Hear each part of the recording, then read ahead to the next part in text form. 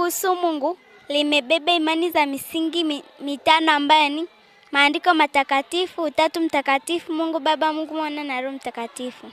Fundisho kuhusu mwanadamu limebeba imani za misingi miwili ambayo ni uumbaji na asili ya mwanadamu.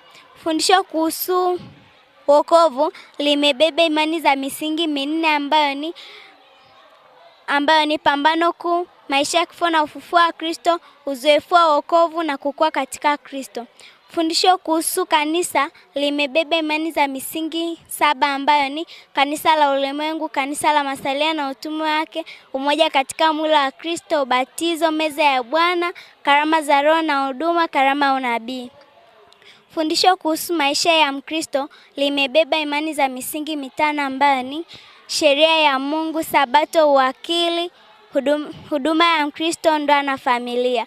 Fundisho kuhusu mambo ya siku za mwisho limebeba imani za misingi mitano ambayo ni huduma ya Yesu katika hekalu la mbinguni, kuja kwa Yesu mara ya pili, milenia na mwisho wa dhambi, kifo na ufufuo, nchi mpya.